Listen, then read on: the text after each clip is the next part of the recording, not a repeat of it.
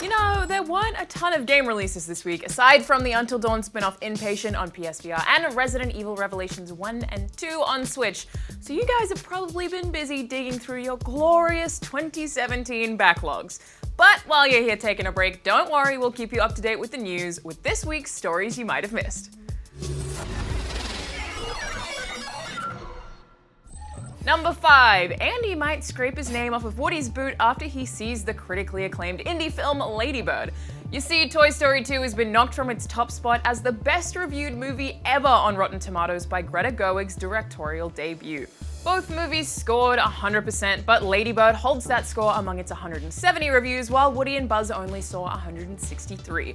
For anyone who doesn't know, the site says that Lady Bird, which is set in California in 2002, delivers fresh insights about the turmoil of adolescence as part of a coming-of-age story.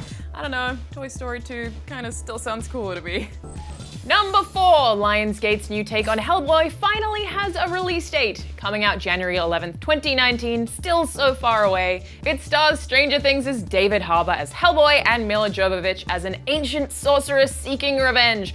All the while, Hellboy is caught between the worlds of man and the supernatural. We've all been there.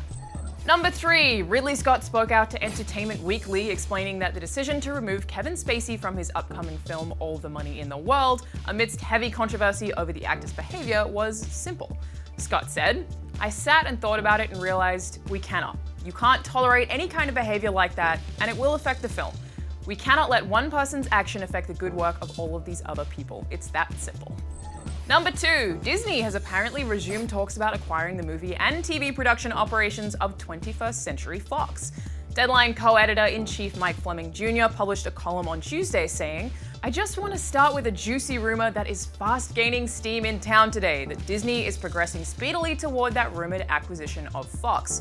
Fleming went on to say, "Given how Disney made the Marvel and Lucasfilm deals under the cone of silence, if this happens, we'll probably only know when it's announced. It is certainly being talked about today." This backs up reports from earlier this month by both CNBC and the Wall Street Journal, who clarified that while the acquisition would include properties like X-Men, Deadpool, Fantastic Four, Avatar, and Family Guy, it would not include Fox Sports or Fox News. And number 1, David Yates, director of the upcoming Fantastic Beasts: The Crimes of Grindelwald, recently defended his decision to keep Johnny Depp as the notorious Potter universe villain despite allegations of physical and emotional abuse by ex-girlfriend Amber Heard. Yates said, "It seemed to me that there was one person who took a pop at him and claimed something. I can only tell you about the man I see every day. He's full of decency and kindness, and that's all I see." He also mentioned that Heard's accusations, which Depp called salacious false stories and lies, aren't backed by other people he has dated.